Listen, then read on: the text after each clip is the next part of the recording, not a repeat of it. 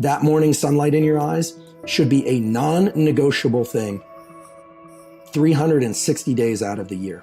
If it's raining, stand under an overhang. I'm very unsympathetic to the, well, I wake up and it's early and then I got to drive to work. Stand outside for 5 minutes. I don't, I got plenty of rest last night, so I'm not ornery about this, but I've grown a little bit exhausted of the, I can't do that because I've got kids. Take them outside with you. They need this too.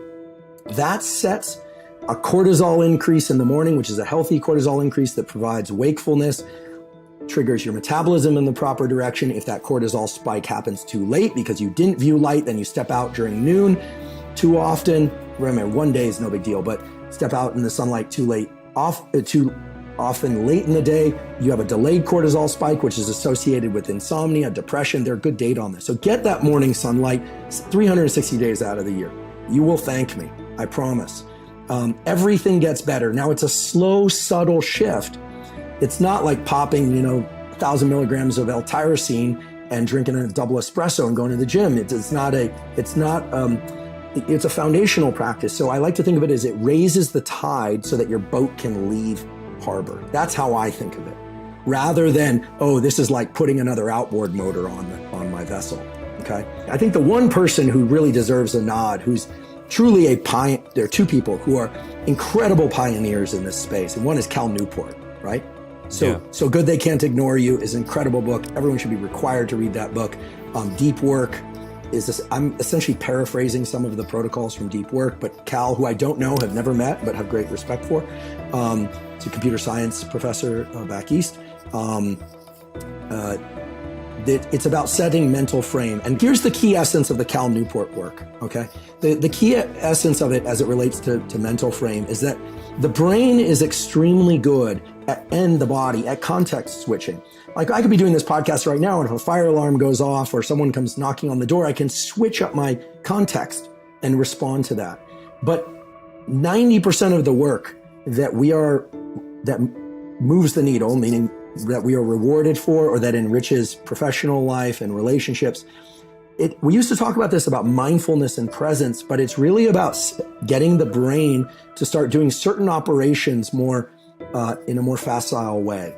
And this is why habits are important, but because going to the gym is different than reviewing a paper or writing a scientific paper. Is different than podcasting or being a guest on a podcast for that matter.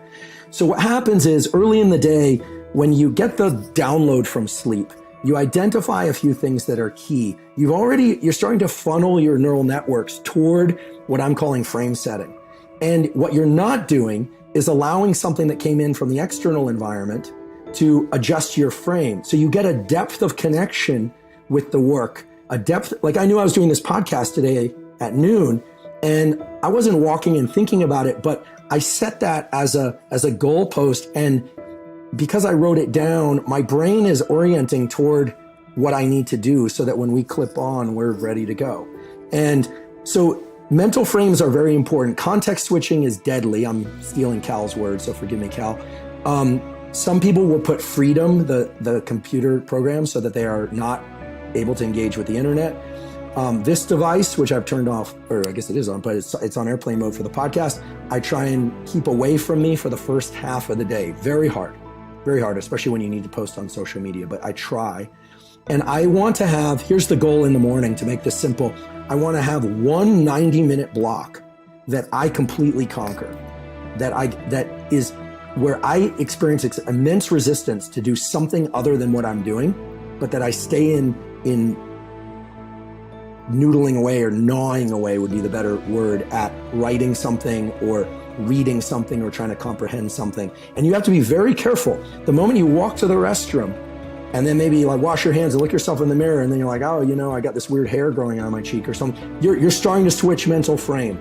And so 90 minutes seems like nothing, but it is remarkable what you can accomplish with this. But the more important aspect is that in that exercise of getting good at what we call no-go operations, in the brain you have go and no-go operations, in pushing aside things and enforcing those blinders, you're able to bring that same mental frame to other things later in the day and in life, and you're able to engage it much quicker. It's sort of like if you drive a car and you've never been up to 110 miles an hour, you don't really know how to get around a semi in front of you that's braking fast and you're on a downhill. But if you have to do it, you can do it. You're comfortable at speed and you're comfortable braking. And so this mental frame thing is not just about the work you are able to do in that 90 minutes. It's about getting better at doing deep work, even for shorter bouts. Because as the day goes on, we all have this experience, right? Things start coming in, we start getting bombarded, and we're starting to get that kind of fragmentation of our goals, and we're kind of getting pulled off. And some people, the peak time is in the afternoon, some people it's in the morning, some people it's late at night, but you're getting yanked off center. And so you have to be able to recognize just how delicious and effective that state is. And then you can apply it later. And I'll let people use their imagination, but this comes into use in many aspects of life that have nothing to do with work. Being able to stay at that groove with somebody or in some interaction or on a run. I mean, use your imagination. This is the important thing is it's all the same circuit. It's this engagement of the prefrontal cortex, which is saying duration, path, outcome, meaning how long should I do this? What path should I take? What outcomes am I getting in real time? And not getting pulled off center by someone else's DPO, as I call them, DPOs. Incidentally or not so incidentally, I've been fortunate enough to do some work with the special operations community in Canada and the US. In addition to those guys being really good at shoot, move, and communicate, the really exceptional ones know how to flip this switch on. We think of it as like grit, resilience, and mental toughness. And yes, they're all gritty, but there are a lot of gritty people out there. The difference is the ability to take your environment, narrow that environment, and be effective and cut a fine slice through something and then stop and move to something else. That's a mental operation that involves multiple circuits, multiple neurotransmitters. We couldn't say just dopamine, just epinephrine or something like that. It's going to be that, but a bunch of other things too.